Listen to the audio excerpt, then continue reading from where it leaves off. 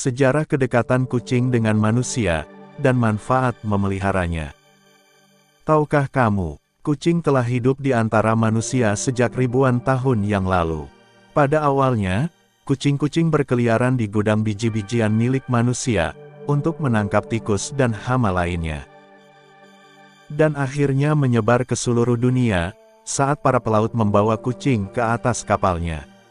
Penyebaran ini menunjukkan, bahwa kucing menumpang kapal dengan pedagang, sebab kucing pintar menangkap tikus. Sebuah studi pada tahun 2016, menemukan DNA dari kucing Mesir, di situs Viking di Jerman Utara yang berasal antara tahun 700 dan 1000 Masehi. Selain itu, dalam beberapa abad terakhir, manusia telah melakukan pembiakan beberapa kucing untuk menunjukkan ciri-ciri tertentu. Untuk mengetahui bagaimana sejarah kedekatan kucing dengan manusia, dan apa manfaat memeliharanya, simak videonya sampai tuntas. 1. Kapan kucing dijinakkan oleh manusia? Menurut sejarah, kucing yang pertama kali dijinakkan adalah jenis kucing domestik atau Felis catus.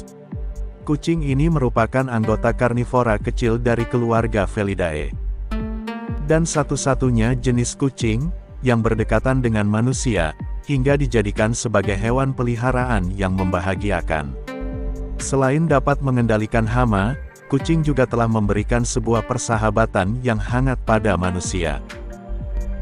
Kemudian kucing didomestikasi sekitar 10.000 tahun yang lalu, setelah dilakukan pembiakan dengan ras yang berbeda. Penelitian menunjukkan sebuah studi genetik tahun 2017, menemukan bahwa kucing domestik, saat ini diturunkan dari Felis silvestris ibica, subspesies kucing liar dari Near East. Gen dari kucing yang ditemukan di Near East, Eropa, dan Afrika mengungkapkan, bahwa sekitar 10.000 tahun yang lalu di Turki, kucing mulai bergaul dengan manusia, dan berpisah dari kerabat liarnya. 2. Masyarakat Mesir kuno, diduga sebagai penggemar berat kucing. Pemakaman kucing peliharaan tertua yang diketahui, berasal dari Siprus, yaitu tempat manusia dan kucing dikubur bersama, 9.500 tahun yang lalu.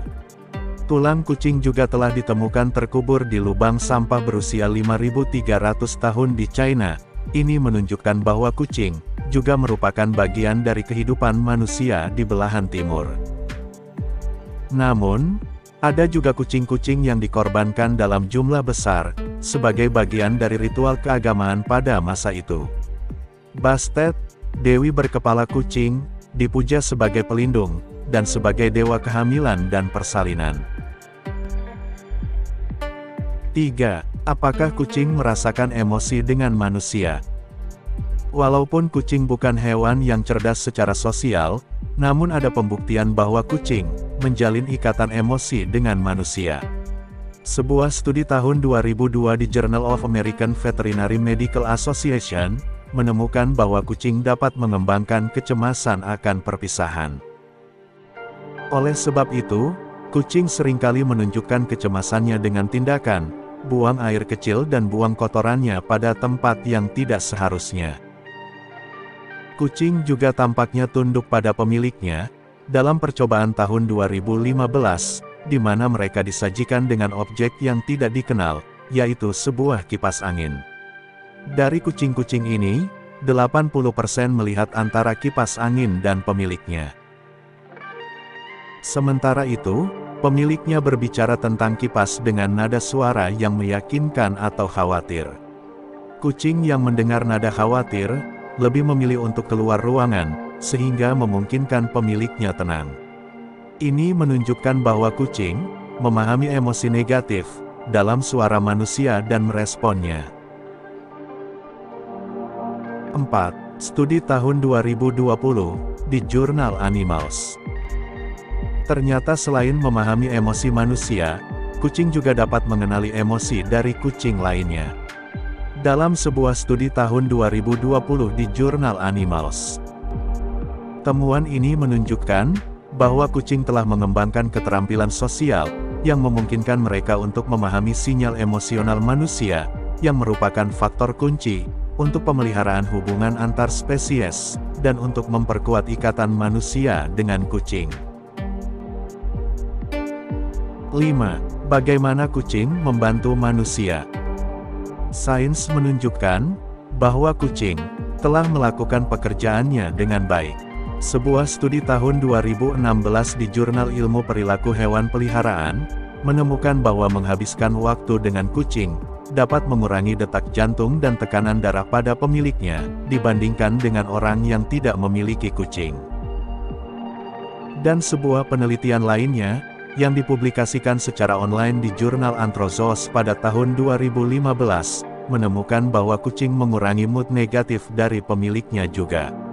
Sebab, jika kita berinteraksi dengan kucing, dapat mengaktifkan korteks prefrontal, bagian depan otak kita yang berhubungan dengan tugas-tugas kompleks.